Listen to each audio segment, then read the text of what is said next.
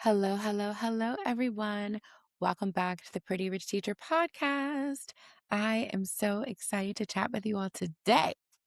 We're going to talk about how to leave the classroom or how to leave a career or relationship that is no longer serving you. Okay. Coming from someone who has done both.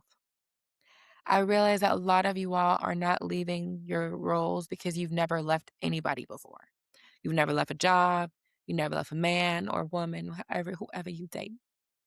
But y'all not leaving enough. And that is why you haven't left. That's probably one of the reasons why you haven't left because you don't know how to leave someone. So I want to talk to y'all how to leave. And keyword no longer serves you. So I'm gonna kind of walk you through things, but like how it's presented is a lot of y'all want to leave the classroom, but you don't know where to start. And because you don't know where to start, you fall to the level of your thinking, your current results, and you just keep doing what you're doing. Versus, okay, if I want to leave, I need to actually like make a process, get up and get up and leave. Now, if you have not listened to my podcast, the Teacher Girly Pep Talk, you should probably go listen to that. I give you the hard, heavy hitting truths there. But I want to talk about how to actually leave because it can be a sensitive topic. Not sensitive, but it can sound sensitive by me comparing teaching to an abusive relationship. Because it is. And I want to talk about how to leave an abusive relationship, a career or a relationship. Because typically an abusive relationship is no longer serving you. It is abusive and you need to leave. Now, coming from someone who has been in both an abusive career and relationship, I know how to leave. It is not easy. It is not cute, but it is always worth it on the other side. I know I'm saying this with a smile on my face, but I feel like if you're not able to talk about it, then you're not through it yet. And I feel like I've been through it, okay, for years of leaving a career and leaving a relationship that no longer serves. So right now, it just looks like you're being stuck. It looks like you not making a decision. You feel burnt out and you just feel like you need someone to come save you because you don't know how to leave. So I'm going to teach you how to leave, but I want you to know why, the reason why you have not left yet, because leaving an abusive relationship is hard. Okay. Now, if you are actually in an abusive relationship, teaching, I'm going to help you. Okay. But if you're actually in an abusive relationship, make sure you seek help. I cannot help you with that piece. But I can only share my experience of how I've been able to do it. But definitely seek help. Okay. And if this is your help, just listen to this podcast, let me know. But if you're teaching, you're in an abusive relationship. If you're actually in one as well, um, then leave both at the same time. Okay. And it's going to feel hard. Okay. I actually did that. I left a relationship and a job. Literally, I did do that. And I didn't die, y'all. I did not die. It was very hard. It was very challenging. And I really want to go to that emotional place so y'all can like really know that I am serious. I'm not joking. None of this is a joking matter. Like any abusive career or relationship. I actually want to pull it back up because I remember I had did it before. And I want to pull it up again just to kind of definition of abusive relationship. Um, let's see. Constant criticism or being like, I'm just gonna, where is how do I, let me ask, chat. How do you know if you're in, first of all, if you're searching it, you're probably in one. That's not funny. That's not funny. I'm just saying, like, I'm only laughing because it's on the other side, but I'm talking about the career. But like, seriously, if you have, like, it is a real thing. So I don't want, that is not joking matter. But typically, if you use to search it, that is it. Because my first step is going to be awareness. And you have to be aware of what it is for teaching. You have to call it like that because a part of it, if you are not aware of it, if you don't make it a thing, then it's not a thing. You're going to kind of stay there. That's why it's hard to leave because you don't find it to be an actual problem. Okay.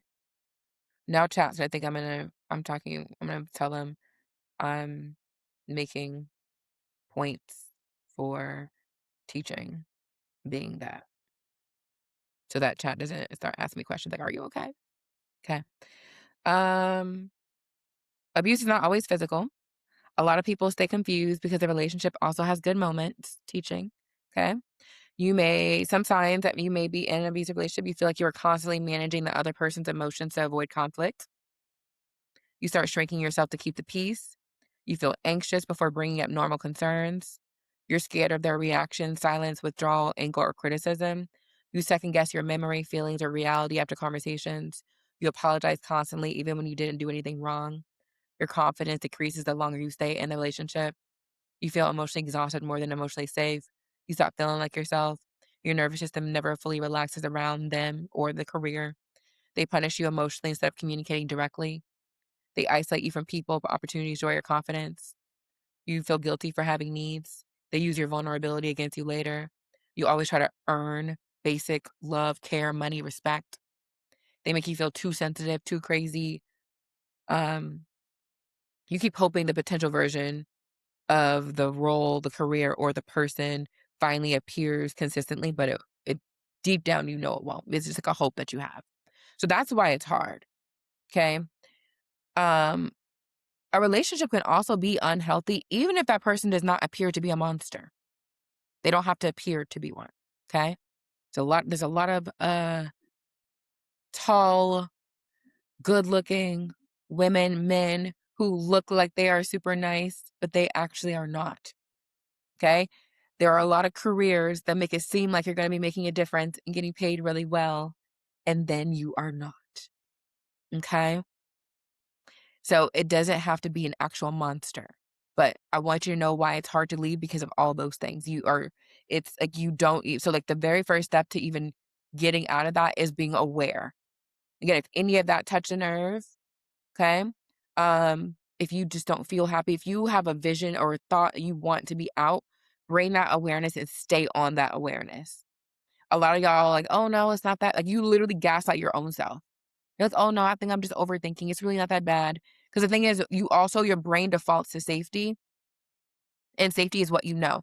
Even when and this is interesting to know, like, even when you want something good, right? Like, when you want something, and I had an example. Like, I went to the African American Film Festival by the time y'all watch this, and I remember I had saved for it. Okay, I literally had saved for this, the festival, everything. And when it came time to pay the money for it, I was just like, "Oh, I don't know. Should I be spending my money on this?" I'm like, "Girl, you literally saved the money for this thing." But, like, my money coach had to walk me through it. So, like, even when you want something that is good for you, your brain is still going to find ways to, like, "Hey, we," like, if your brain's going to make it feel like danger, even if it's something that you want. Like, your brain likes for you to do the exact same thing. So, you could be in a situation, in a career, in a relationship where you want to leave, but your brain is like, "Oh, but it's safe here. We know what to expect." It's like, "Oh, I'd rather be with the devil that I know than a devil that I don't know." Like, I don't wanna be with no devil. Why you wanna be with a devil? Okay. But that is the first thing, being aware. So if you've ever searched on Google, is this normal for this relationship or is this normal for this career? Typically, because I remember every relationship that I was in that I started searching that, I was like, "Oh, yeah, I need to get up out of here." Versus, like, the healthy relationships that I've been in, I'm not searching for things, right? Like, I'm not searching, like, "Is this normal?" If anything, I did realize, I'm like, why is my nervous system feel regulated? Like, is this just a healthy relationship? Like, is this just what it's like? And that is actually what's gonna happen. So, like, a lot of the things I see when my teachers leave the classroom and they're going to their new role, they really have to adjust to being safe, like, safe to not be stressed. A lot of us want to be stressed. We want to be overwhelmed. Like, your brain is addicted to chaos. So, like, the chaoticness may feel safe to you because you know, and unfortunately, like, when it comes to being in a relationship that's no longer serving you, you do know what to expect. Typically, you know they're gonna get mad. Like, that is a comfort for you. "Okay, if I do this, they're gonna get mad. At least I know that they're gonna be mad." Like, it's a comfort for you, okay? So being aware of all this, being aware that it's hard to leave, being aware that it is a bad situation, like, awareness is the very first step. And when you name it enough, then you're going to actually wanna make the leap. So now that we are aware of it, okay, it's like now I make a decision, do I wanna leave or not, okay? Make the decision to leave if you want to. I can't make the decision for you. It's like bringing a horse to water, but you can't make it drink. Like, you can't make it physically. Like, I mean, I'm sure you can, like, force feed it, but, like, you have to, like, 'cause if who wants to be force fed? Okay? Who wants to do that? So, like, you make your decision. Like, you sit for as long as you want. One of my friends, we have a saying called 84 times. It may take us 84 times to be done with somebody. And maybe it takes you 84 times. But me, now that I've gone through 84 times, and I get through my tries a lot quicker. Like, I get through them quicker. I don't need 84 times to know. Like, once you kinda go through 84 times, you're gonna realize, "You know what? I actually don't wanna go through 84 times. I want to go through you got one time to play with me." What they say, "Fool me once, shame on you. Fool me twice, that's my fault." Okay? So, I'm not letting nobody play with me no more. So, I am not a game. I am not to be played with. Okay? So, awareness, and then we're gonna make a decision. We're either gonna leave or we're not. Knowing awareness of making a decision to leave. So it's either you are making the decision to leave, or you're making a decision to not make a decision, or you are deciding to stay in an abusive career or relationship that is no longer serving you. Okay. And it is going to sound hard. It is going to sound harsh, but if I keep calling it rainbows and butterflies, you're going to believe that it's rainbows and butterflies. So I have to call it what it is, an abusive relationship. Okay. So once you make the decision to leave, which I believe if you put on this podcast, you want to leave.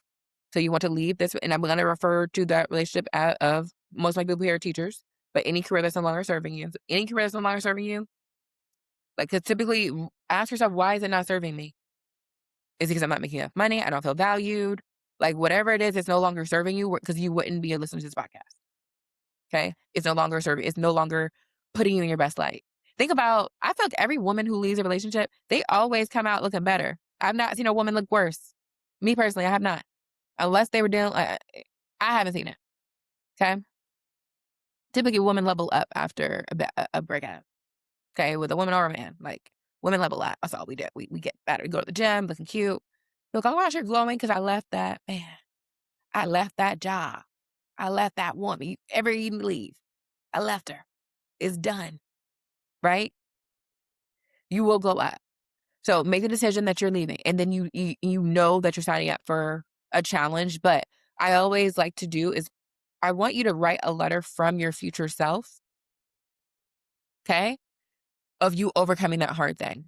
I do this for almost everything that I do. Like I just recently wrote a letter from my future self who has managed time and has a lot more work life balance. Like even though I play hard and work hard, I do want more balance. I want to believe that my life is balanced and I want to be able to, you know, not be working all the hours that I've been working. I want to give my mind a break. So I wrote a letter from future me that has it all figured out. And then I just become that version of me. Like I just start doing those things. So that's a part of it. If you write a letter from your future self, of you overcoming the challenge of leaving that man, that woman, that relationship, that career that's no longer serving you, and you talk about all the things you now have, all the things you've been able to overcome, it makes it real.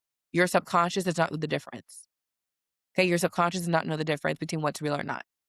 There is no censor, like, oh, this is fake. No, it's only fake if you make it fake. But if you write a letter from future self, overcome those challenges, that's step one. I do a breakup letter and then I write a letter from future self.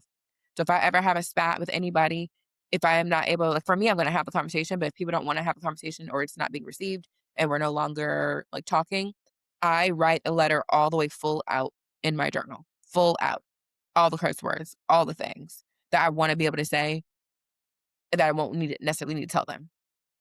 So what happens is if you don't get it out of your body, it stays in your head and you're going to be overwhelmed. So write that letter to that person and then write a letter from your future self. You can even write a letter to yourself saying, hey, we're done here. We're done with this career. We're done with this relationship. Okay. So once you make that decision and you're doing that, then the next step is we're doing the work and know that there's going to be resistance. Okay. Once you make the decision, there's going to be resistance. You are going to try to fight it. You're going to want to not want to do it. You're going to want to go talk back to the person. You're going to want to apply for another teaching job. You're going to want to do it. Know that it's going to happen. You're going to feel resistance. And I say resist away. That can be really implementing your 84 times. And don't be like, oh, I'm not going to take 84 times. Take however many times it's going to take because you got to get it out your system. Okay. Because once you get out your system, then you're going to accept, oh, okay, yeah, this is what it is. Okay. I remember like for teachers, what this looks like is you'll go to a different grade level. You go to a different school, right? You'll take a break. And then maybe you realize, okay, I done tried different grade levels. I done tried different subject levels. This done not hit it. Okay. This is you being in a relationship. Okay. This is you texting them back, getting back on that phone, like going somewhere with them. You know, having a little memory. Oh, we're just going to here. We're just going on a little place to eat. You know, so I said go all the way out. I've done that. I've literally gone all the way out. Like after I broke up, I still talking. And then I was like, you know what? This ain't working. It's not working. I'm done. I've burned it all. I burned the bridge. This is when it's good to burn a bridge. Like, keep going till the bridge is burnt. Because then once you get past that resistance, then you're going to accept the situation for what it is. It's not just resistance. It's not just awareness. It's I accept that this is hard. This was hard. I accept that this is what the process is. I accept that I'm going to feel all these feelings, but I also accept that me going through these hard feelings is going to get me what I want. It's going to get me what I want. Okay? And then you commit. Once you accept it, then you commit. Now it's like, okay, I'm doubling down. I'm out of here. Okay? I'm in therapy. I have a coach. Like, now again, I'm giving you all the mindset. The strategy is going to be if you are trying to go to classroom, out of classroom, go into a new role, make sure you are listening to my podcast, in my programs, on a sales call, etc. You're trying to leave a relationship. Make sure you have a therapist. I think it is very important. Like, when I left mine, I was like, therapist, these are all my issues so I need you to help me with. And I'm working with her every 2 weeks. Like, I do not let my mind go unmanaged when it comes to a relationship like that. I don't take it serious. I don't take it lightly to leave a tumultuous type of relationship where it really, almost took me out. Okay. So you want to commit. What does commitment look like? Not fake commitment. What does commitment look like for you? And commit. Okay. It is June right now. It is summertime. It's time to commit. Okay. The summer body, you should already have it, but you can commit to doing something in the summer. You can commit to being outside. You can commit to doing what you need to do. So what does commitment look like? Okay. And then once you commit, there is and what I'm going over are the stages of getting results. So my result is going to be you leaving this career, leaving this relationship. Okay. Um, you're gonna get overeager. So this happens, this presents as okay, I'm doing it, I'm learning all the things I need to learn. I know what job I'm going into. I know I'm leaving this person. Maybe you're dating a whole bunch of people. Okay. You're just living life because dating, listen, dating, jobs, it's it's a challenge because sometimes you get excited. You want to talk to everybody. You want to date everybody. Okay. Or in this job search journey, you're like, okay, I'm excited. I know it's a career. I'm ready to apply. I'm ready to interview. I'm going hard. I'm going hard. I'm going hard. And what happens is you do get overeager and you get overexcited. And you probably do end up doing a little too much. But it's okay. You got to go through that. Because the thing is, you don't know how far you'll go, how far I'll go until you get lost. So you're like, okay, yeah, let me come back here. So it's like now it's like neutrality. It's like, okay, I'm leaving. I've left. I'm doing my new thing, but it's like I'm neutral about it, meaning like I am going to be aware now because I've gone over eager, I've gotten overexcited, I've gotten over sad, I've gotten mad. So again, this presents as someone who gets an interview. They go, all right, it's the final round. They're up to the top, like, ooh, I'm getting a job offer. And then it's like, didn't get it. Or you get an interview. I'm so excited. I can't wait to go to the second round. And then, whoop, no second round. Okay. Or it could be like, oh my gosh, I applied all these jobs. I'm about to get an interview and whoop, redirection email. Okay. Always like, oh my gosh, I'm going to get this done. I'm ready to get my portfolio done. I'm ready to learn my new career. Ooh, didn't get it done. Didn't manage my time. Okay. So it's like neutrality is the goal. Like when you like kind of like how I was able to talk about this without necessarily, not that I can't go to the emotions. And again, that's why I'm in therapy. That's why I have my feelings wheel. I do need to tap back into my emotions. But I really raw think about those situations. I feel like I was a different person. I was someone who I really wasn't that aware of what was happening. I didn't know I was in an abusive career or relationship until I started talking more. I started telling people what's happening. I started talking out loud to myself. I remember I had wrote a list of every single reason why I did not want to be with this person. I wrote a full, I'm not gonna show it to y'all. Well, I'm gonna show it to y'all. But I'm gonna show it to y'all. Um, let me see. Where is it? Yeah, I got all these things. Okay. All these things. A whole little note section of like things why I didn't like. And I would read that to myself. I'm like that was my awareness. I'm like, oh, this is bad. This is horrible. I don't know if y'all watch Divorce in Black, right? I wrote down all the things. And I was like, oh my goodness. I was putting up with this. Yuck. And not shaming myself. It's just like a version of me stayed because I thought like, it wasn't all bad. Like just like teaching, it's not all bad. It's not all bad. You do get students who really love you, who really see you. You do get, kudos. You are being able to like make a difference in this world, like you feel like you're doing something, right? So it's not all bad until they ask you to do something that and not for you to get paid for it. For them to tell you, yeah, we have 10 more kids added to your list. Yeah, we're changing your whole classroom. Yeah, it's not that bad. It's not that bad, y'all. Teaching is not that bad, right? Who said that?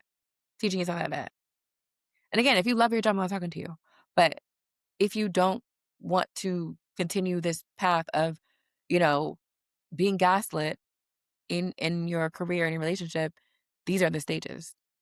But yeah, I really didn't know what was happening. And maybe you need to write a list of all the things you're doing in your career or in your relationship. Maybe you do need to write a list of all the things that they were that were done. Right? And ask yourself, do you like this? Do you want to continue doing this? Right? Like, I really didn't know I was a different person.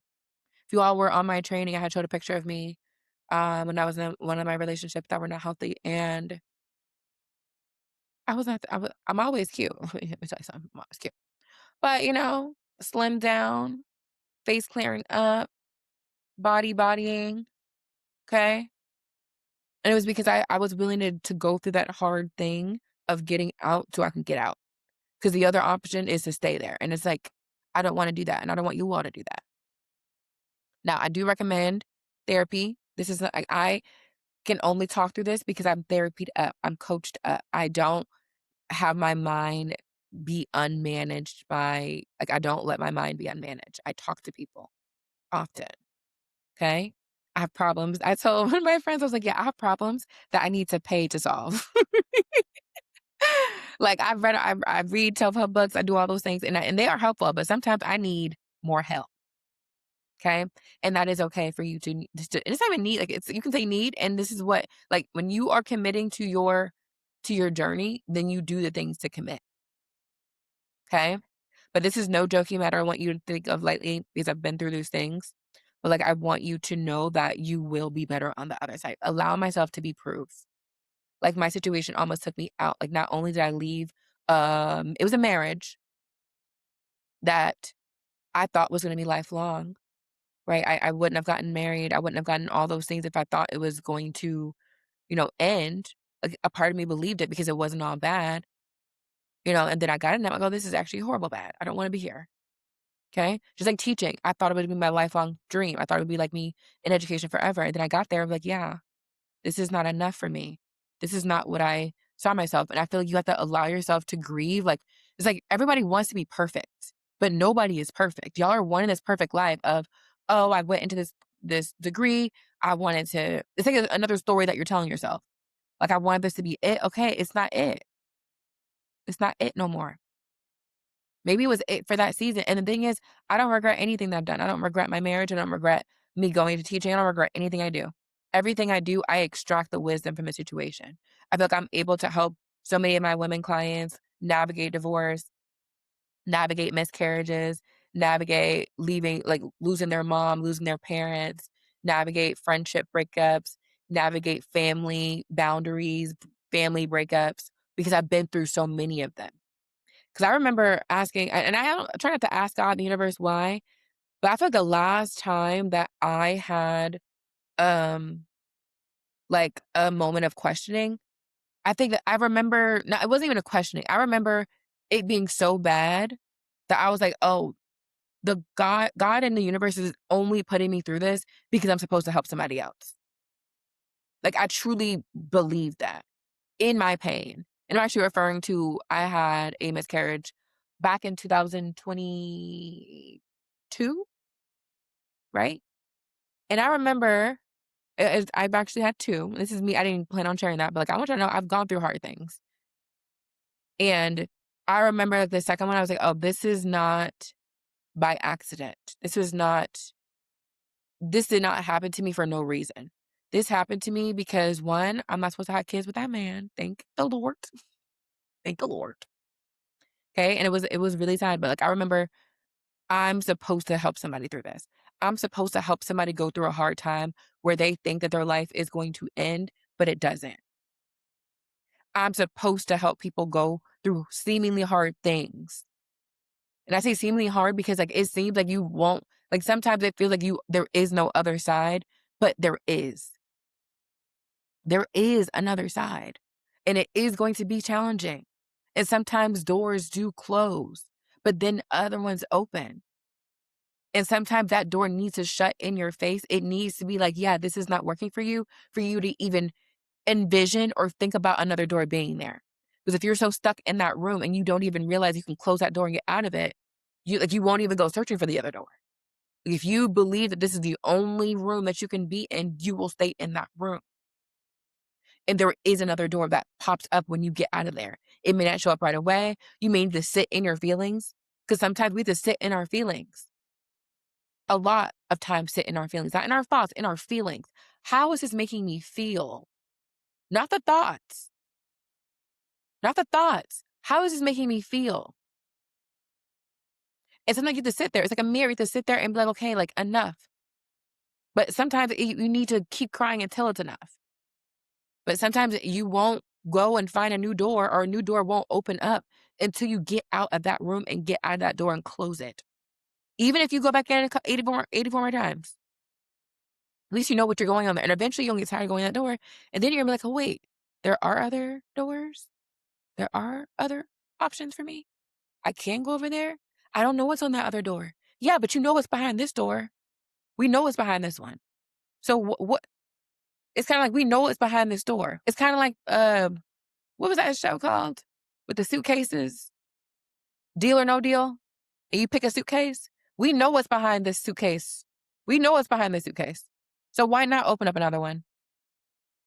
And like if you truly believe that this is the worst thing that's ever happened to you, then you're in your worst case scenario already. So it can't really get much worse than that if you're already in your worst case scenario. Because most times you're already in your worst case scenario. Most times you are in your worst case scenario. My worst case scenario right now is that I have to drive to the airport and park at the parking shuttle and get them the shuttle. Like I listen, you know, I'm in my worst case scenario. But also in my worst case scenario, I'm living my life. I'm able to go through hard things and be able to help other people. Imagine all the teachers once they are healed and out of the classroom, how much life wisdom that you have, how many skills and talents you have that more people are going to be able to see because of you. This is beyond you. What if everything, because the thing is, it's also not your business why it's happening to you. You won't know until it happened. You won't know until time goes on. Right? I feel like everything that happens to me, even though I don't want all these things to happen, I don't wanna not talk to certain family members. I don't wanna not talk to certain friends. I don't want to have gone through an abusive relationship. I don't want to have gone through an abusive career. Who wants that? Who signs up for that? No one really signs up for hard. You're just given to. It's just given here. It's what you do with that hard. It's like what version of you is going to come on the other side of you going through that hard thing. And I want to challenge you, it only will get better. Right? I'm not glamorizing the hustle and hard work, but I'm also not glamorizing, asking God in the universe or manifesting things and not asking for you to be the version of you who gets it. Because if you ask God, the universe for certain things, if you are not equipped to handle it, you won't get it. You simply won't get it. Or there are people who manifest it and they get it and they aren't able to handle it, so they lose it. Okay? They aren't able to handle it, so they lose it. So what you want to be is a person who is able to handle the blessings, right? The goals that you're after, you have to be able to hold that space, right? You have to be able to hold it or you won't keep it, right? That's what we're doing here. So when you leave, who do you get to become? What challenges do you get to go through? How many more people are you going to be able to help through this hard thing, right? I love whenever, and I don't love it, but like, I love being able to offer wisdom if people ask. A lot of times my clients will ask, oh, I know you help with confidence. Can you help me with that? Oh, I know you went through, relationship, losing your parent, losing all of it. Can you help me with that? And I'm like, sure. And I have wisdom to give them, right? I didn't, even for this episode, I only am giving this advice for people who want to listen to it. Okay. But I love being able to have that wisdom to share. There are certain things that I still seek wisdom from other people. But I love that I get to get that wisdom from them. I get to live life long enough to be able to give you what I wish I had when I first wanted to leave that relationship, when I first wanted to leave that career, and I didn't have anybody who had done it before. I quite literally had to just do it myself. I was like, there's nobody that I know personally or that I've seen on the internet who's gone through what I've gone through. I don't know if it's possible for me, but I'm going to figure it out because that's what I do. Even if I haven't seen someone do it before, I knew that I hadn't 100% figure it out right. I know that if I sit with a problem long enough, I will solve it. Okay. I will sit with it long enough. And if I don't know how to solve the problem, I will call me a tutor. I will phone a friend. I am like, whenever I do the escape, I'm trying to think of life as an escape game. This relationship and this career as an escape room. There, you can always ask for a clue. You can always ask for a clue. There are people I don't like these. I'm saying I don't like them, but I prefer not to go to escape rooms with people who don't ask for clues. Why do you want to figure it out yourself? Like, oh, the challenge, I like figuring out myself. Okay, what do you get? You win, struggle. And maybe you like that. Maybe that's your thing of like doing that. And that's go to escape room. Okay. But me, I want a clue. I want a hint. Okay. And then maybe some things I will figure out on my own. But like I will try and then I'm like, okay, hint. Okay. I try and then hint. Okay. But for me, give me all the hints. Can you give me all the hints? I don't want to, me personally, I don't want to struggle. But think of life as an escape room. You can get out. It is a possibility for you to get out. Okay. Now, again, I'm not touching on like danger situations. If you're danger, call 911. Like seek professional help for those things. I cannot help you with those. But as far as a mindset, as far as like really comparing teaching career to an abusive relationship, you have options to get out. You are capable of leaving. You're going to be so proud of yourself for leaving. It's going to feel hard. It's going to be challenging. It's going to be all those things. But I want you to know that you are capable of doing it. You are capable of doing it. And the thing is, not to sound more, but we really don't know when our last day is. I understand now, get rich or die trying. I don't want to die with potential in me of what I could have done, right? A part of one of the reasons why I also decided to leave my marriage was I saw my mom in an unhappy one before. And I was like, I don't want to be someone who is unhappy in a marriage and staying there. I've also seen, even though I never had any mentors that left education and was doing what I was doing, I've seen the people who stayed. And I was like, I don't want that to be me. So maybe use people who are doing so. If you want to stay in the career or the relationship, go look at people and see how that's going for them. Okay. Most likely, both of those people put on like everything is great. They usually do because that's what they do to make themselves feel better. There are people who know they should leave their relationship, who know they should leave their career, but they are choosing to stay and they find reasons. Oh, it's not that bad, girl. He pays for these things. He does this. She does this. She does that. Oh, this career, they do this. I have my summers off. They give me this. And it's like, okay, I've had all those things and I don't want it. Yuck. I don't want those things. Okay. I've been able to make more money. I've been able to have more time. I've been able to learn more about myself because when you're so stuck in a career that doesn't serve you or so stuck in a relationship that doesn't serve you, you're literally like shrinking. Like I quite literally am still figuring out who I am. Even though I always know who I was, Maddie know who she was at a young age. That's me. Jazmyne knew who she was at a young age. I did. Okay. Don't make me pull out my Lisa Frank journal again. 9 years old, 9-year-old self me knew what I was doing. 9-year-old self said, be very, very famous. I didn't even know she wrote that. 9 years old, very, very famous. Okay. So I guess we got to do it. That's what the 9-year-old self said to do. So I'm doing it. Right. But then now with me without the relationship, me without the career, now I just have my business, my content creation, I have my full life, and I'm still learning how to navigate not being in survival mode. Because I was still in survival mode. I think after, because I'm telling you, I left both at the same time. Okay, I don't know if I told that story, but like when I left, so I was working in corporate, and there was one place that I just really didn't like. It turned into an abusive relationship where they were basically like asking me lots of questions, like, "Oh, what are you doing with your time? What are you doing this?" Like gaslighting me. I'm like, "Girl, they were gaslight." Like I remember there was one particular thing that they wanted me to do that I'm the one who gave them the idea to do. I was like, y'all don't do this for everybody. Like it was a particular project that they weren't doing for all of our clients. And I said, everybody should be doing this. And then now they're over here, oh, why haven't you done it? Girl, I'm the one who came up with this idea and I have done it. I'm over here trying to be thorough. Do you want me to get it done? Like, what the heck? You know what I mean? And then questioning me. And I'm just like, yeah, I don't have to do this. I am not going to sit here and be questioned about what I'm doing when I know I'm delivering results. I love teaching already. You're not about to pay me my money and give me these problems. No.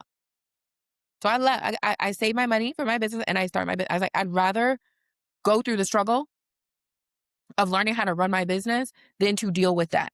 Now, I've had an option of also going to another career, and I still have my contract job, but and that which turned it. And that's not the one I'm talking about. My contract job is not the same one. Okay, but I still have a contract. I have what we call a portfolio career, where I do more than one thing. I don't just get my money in one place. And I think I'm gonna make a podcast on that. I will. So a lot of y'all think that I only get my money from my corporate job. No, corporate is like one of the things. I use the skills and the money from my corporate job to help me fund my multiple streams of income. Okay. But that's an episode for another day. But I left that job and I left that marriage at the same time. At the same time. It was hard. I cried every day. I was journaling and I still journal. Journaling is not the only thing I do in struggle. I do journaling all the time. But I look at my journal from then. I was like, girl, you was in a sunken place. And it's okay. Like, you usually don't know you're there until you get out of it. Because if you're in the sunken place, nobody wants to stay in there. No one wants to be in the sunken place. But you're there. It's like, okay, what am I going to do now? So, all that to say, y'all, I hope that me sharing, I didn't even plan on sharing. I probably overshare, but it's okay.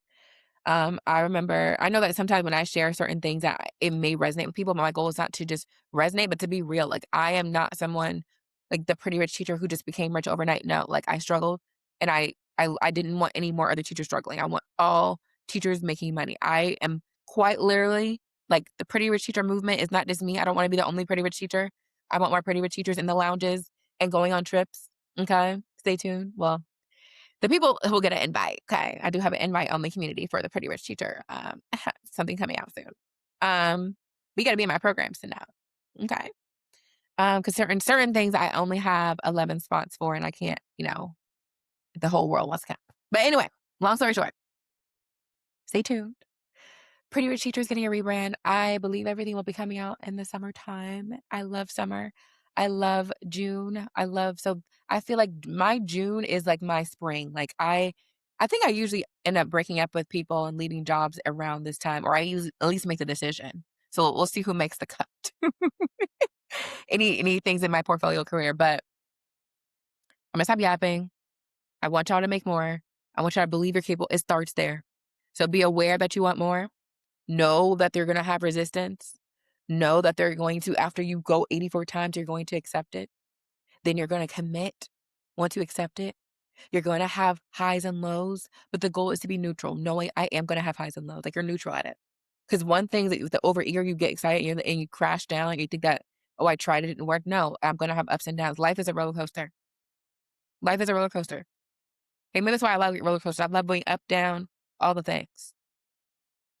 All right, y'all. I will see y'all on the next episode. Bye.